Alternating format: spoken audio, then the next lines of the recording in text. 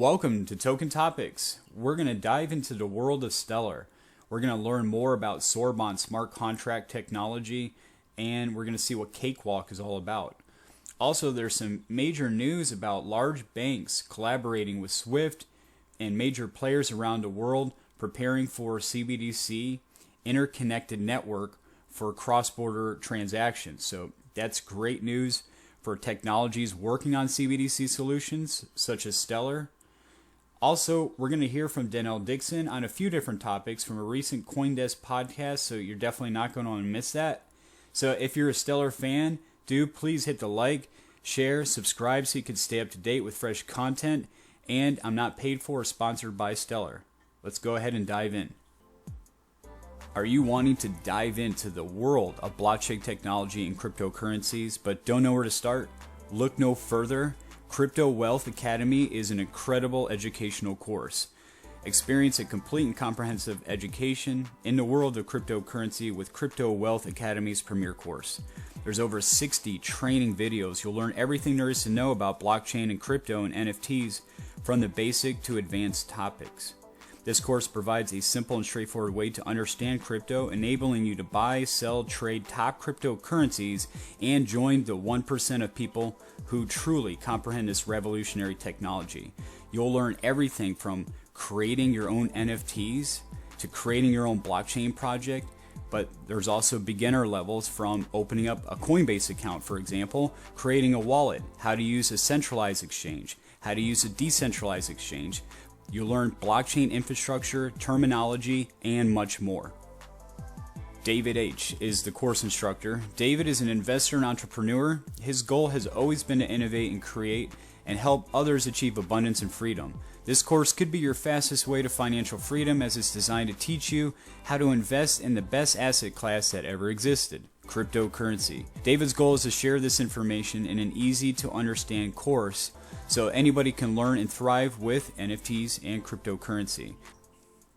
Right now it's an incredible deal, only $197 to get started on this informative school. It's basically a school, and the best part is there's a 100% satisfaction guarantee for 30 days. If you are not happy, you get your money back, so there's no risk.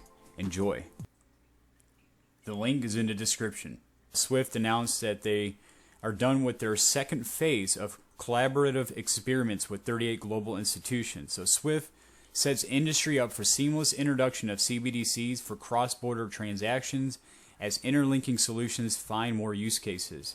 Now, this is great news for projects that are working on CBDC solutions and cross-border payment solutions, such as Stellar, for example. And it also says that this is going to enable new networks to come in.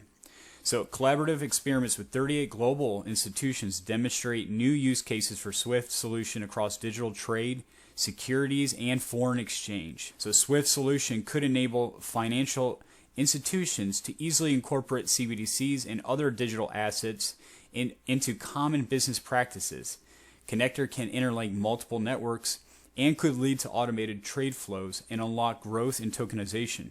One of the largest known collaborations on CBDCs, 38 institutions, including central and commercial banks as well as market infrastructures, took part in experiments which found that SWIFT solution has a potential to simplify and speed up trade flows, unlock growth in tokenized securities markets, and enable efficient FX settlement, all while allowing financial institutions to continue to make use of their existing infrastructure. Interoperability is critical to SWIFT's strategy for instant and frictionless transactions. The cooperative has focused its innovation agenda on interoperability between digital currencies and tokenized assets to overcome the potential risks of fragmentation caused by the development of digital currencies on different technologies and with different standards and protocols. SWIFT's solution has already been shown to enable cross-border transfers and connect CBDCs on different networks with each other as well as fiat currencies. The second phase of sandbox testing went further, exploring more complex use cases using SWIFT's solution to connect and orchestrate transactions across simulated digital trade and tokenized assets in FX networks. Alongside CBDCs for payments, more than 750 transactions were carried out over the course of the experiment. because this is the groundwork that's being laid. This is the testing, and it's showing that interoperability of all these networks are going to work together. You know, when you have great news about BlackRock investing into Securitize, and you see Swift along with all these banks carrying this out, the world is just coming that much closer to this new digital economy. So Swift now plans to extend its solution to support a wider range of emerging digital networks in addition to CBDCs, such as platforms for tokenized deposits. Deploying smart contracts on Stellar is now made easy through Sorbonne. Sorbonne devs spilled the tea on why building smart contracts on Stellar is medal worthy. Here Russ reigns, Stellar's testnet shines, and the CLI steals the show. We're going to hear from Justin Rice, Tomer Weller, and another gentleman, I'm not sure his name. Let's dive in. Ring true? Are there things about building on Sorbonne that make it, like, that sort of distinguish it from building on other blockchain ecosystems? Is there something about your developing experience that you can share? Your development experience? I think that one, I think the main one is really just being able to develop in Rust, like was brought up earlier. But I think some of the less stated ones that you wouldn't really think about unless you started actually building an application are the fact that you don't have to worry about like a native token. Like the way that Sorbonne was set up, like XLM kind of works out of the box in Sorbonne contracts, and there's no like weird ETH dynamic. And then one thing that I've never thought about that I heard from, I don't remember who it was, but I was talking to someone that's done most of the development in the Ethereum ecosystem, and they just brought up how nice it is that you can just go to Stellar's testnet and just fund your wallet with XLM, and the testnet works incredibly well versus having to deal with like buying Gorilla ETH or something because it's just impossible to get these days. So I think something that like we don't really recognize in the Sorbonne ecosystem that is actually a really large advantage and eliminates a surprisingly large pain point from blockchain development. And there's like a bunch of other ones, but I just wanted to touch on some of the smaller ones that I think get brought up less. For us, our developers were really happy with the CLI, and they were saying like this is the most exceptional thing ever, and the guys who were engaged with the development should be given a medal. They also mentioned that the documentation was really cool and illustrated a lot of examples, and it was really, really helpful for them. I think I'm going to try to figure out how to get some medals made. That's pretty amazing to hear, and I don't know, I'm sort of floored. I can't wait to tell anyone who's not listening who has been working on Sorbonne. I hope that like this message gets back to you, because it's pretty amazing to hear that, especially from anyone, but definitely from a protocol that has been building across ecosystems. It's pretty awesome. This is definitely a great thing, but you have to test it out, put it to the test, and that's why the Stellar Development Foundation is dogfooding Sorbonne. Let's go ahead and check out this article. So last month, the Stellar Development Foundation ran a dogfooding experiment with a core question. Can we get every single employee, no matter their technical background or expertise, to write, deploy, and invoke the smart contract in Sorbonne? The short answer is yes, we can, and we did. Now, how the SDF did this starts with Okashi, the ecosystem-developed web-based smart contract platform built for Sorbonne, and a little game developed by SDF in Okashi that they called Okashi Cakewalk. Pretty cool. So dogfooding is hard but important. Dogfooding is where employees test their company's product or service to identify improvements. It is not always easy to incentivize, I'm sure.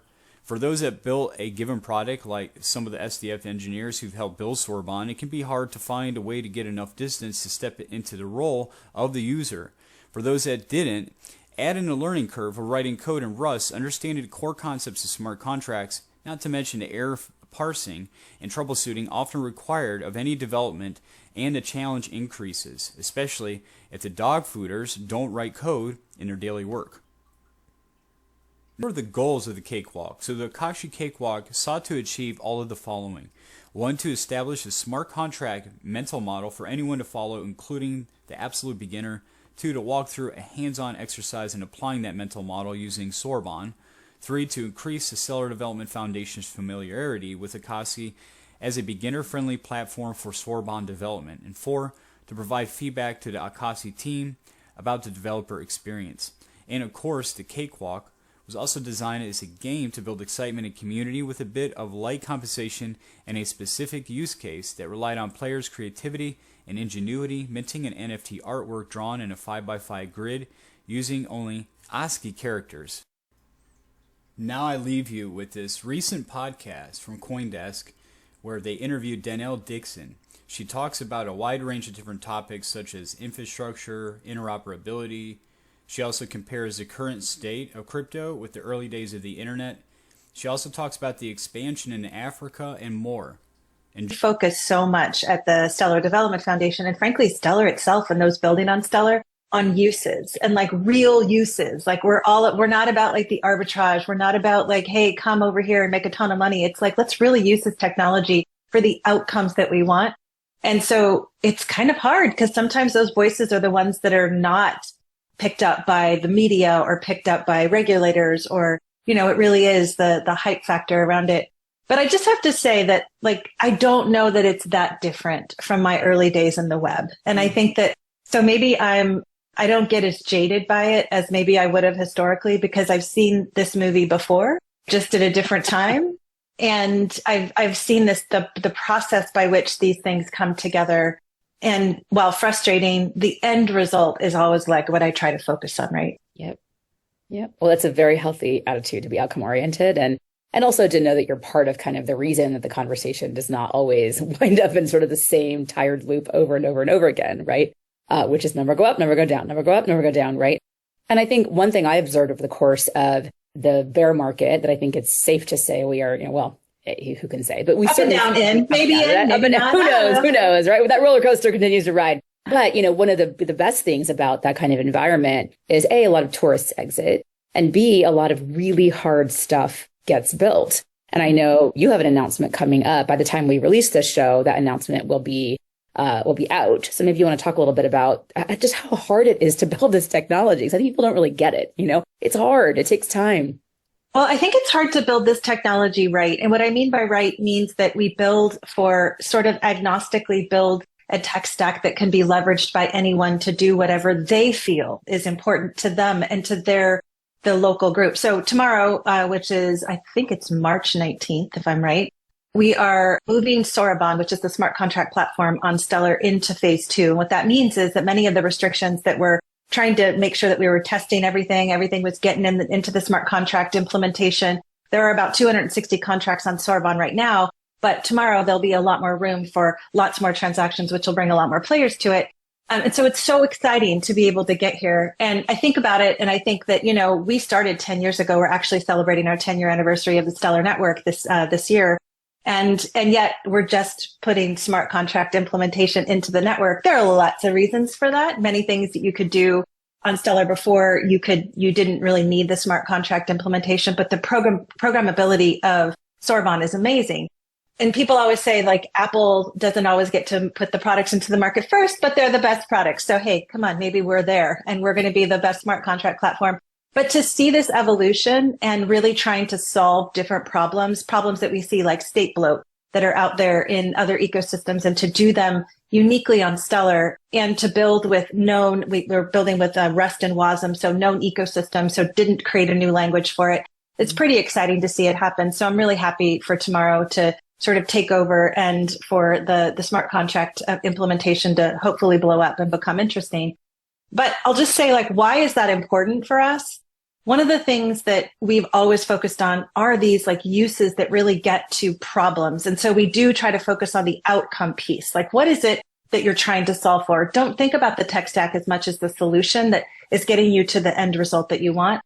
And so we've moved away from just payments with on Stellar, which are awesome, and asset issuance, which makes it so you can use stable assets to be able to make these payments, to sort of these everyday financial services. So anything that you can think of that you and I might use in the Western world, like, lending and borrowing and being able to generate interest on any amounts that we have sitting somewhere, they'll be available to the world on this smart contract platform in a really simple and easy way. And I think from my standpoint, like these everyday financial services, that's how you get to the heart of the solutions that we would like to see built, which are the ones who are targeted not just on the people that already have money, but on the people that are trying to accumulate that and try to get them into be able to like really own and control their life in a different way. So that's the excitement of Sorbonne. But there's just, so much opportunity in this space generally.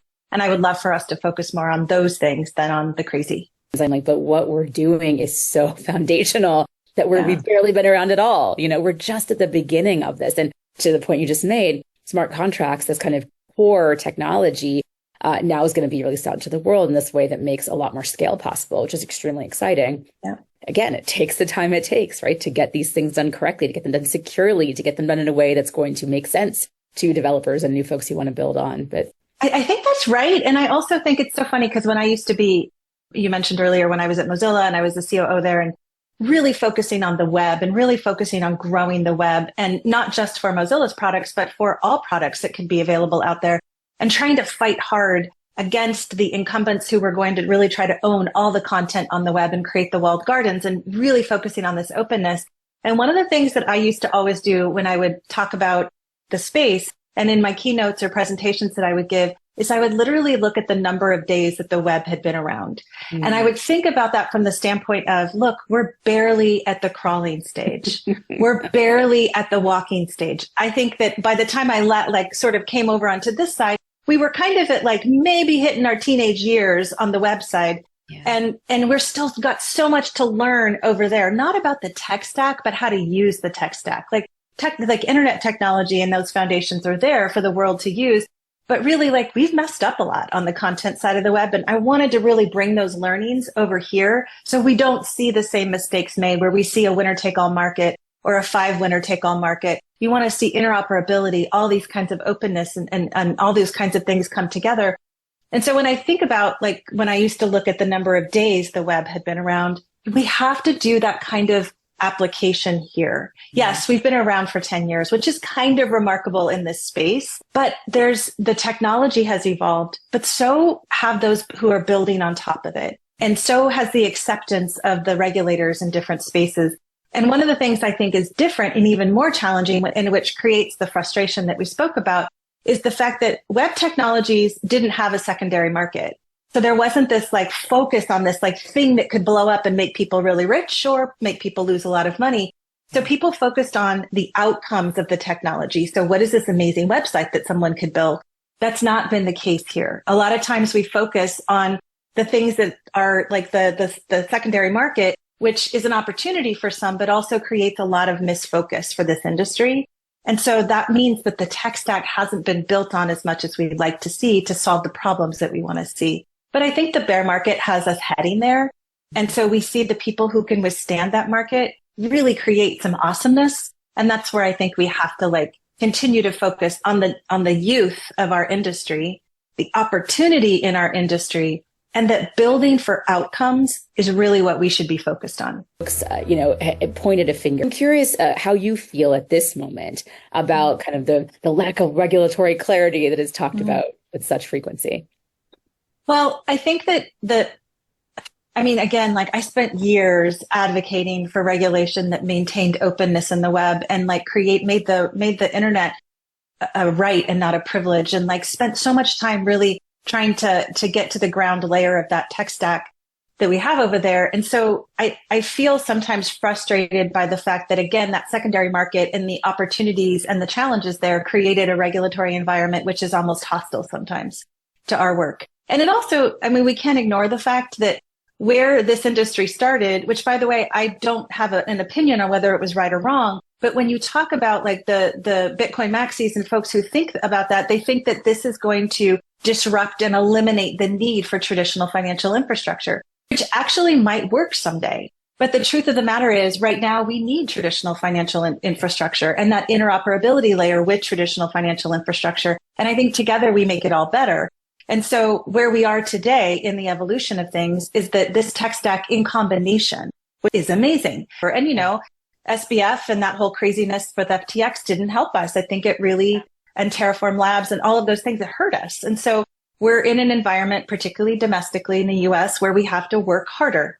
And that's okay, because we'll get there. It's fundamentally, most people on the African continent would say that a challenge is getting money onto the continent from outside. That is fundamentally a challenge, but they have done so many things to make it work for them. And so there might be an ease of use that you can add to it, but it's just so fascinating to me when you go and you meet people and you understand what they are trying to solve for, what they're trying to build for. We met with companies that are focused on like farmers and getting data to farmers. And it's such a fundamentally different kind of mindset when you actually go and dig in. And it's the same when I think about Argentina, for example. We all see the inflation in Argentina. We see the different rates, the blue market rate, the black market rate, the real rate. But like they've worked out a system in Argentina to make it work. It's not beautiful. It's not eloquent. Yeah, sure. There could be like things put in play that can make it more seamless. But instead of trying to like fix that part, you should just like try to say, what is it that you need and how can this tech stack help to solve it? It's that there aren't moments in my days or weeks sometimes when I'm like, my goodness, we're doing all of this amazing work with a team that's relatively small. We have like 160, 150 people at the SDF working with an ecosystem that's like larger than us, like far by hundreds of thousands, and that we don't get the attention for this ecosystem. And at the same time, I think, slow and steady wins the race. And I don't mean win by being the only one. What I mean win is that we're actually achieving the mission of the foundation, which is creating that equitable access to the global financial system. And that includes interoperability with every network out there. It includes no network winning. I'm really a big believer in that. To my core, I think that the only way that we are successful is if we get it so that there's an interoperability layer and so that we have the opportunity to use assets from all networks to make things work. It's important to keep your assets, your crypto, safe. Purchase a D'CENT wallet through Token Topics affiliate link in the description of every video, and you can receive an incredible discount. I hope you enjoyed the content. If you did, please don't forget to subscribe so you can stay up to date, and do hit that like. It does help the algorithm so more people can learn about XLM, which helps us all.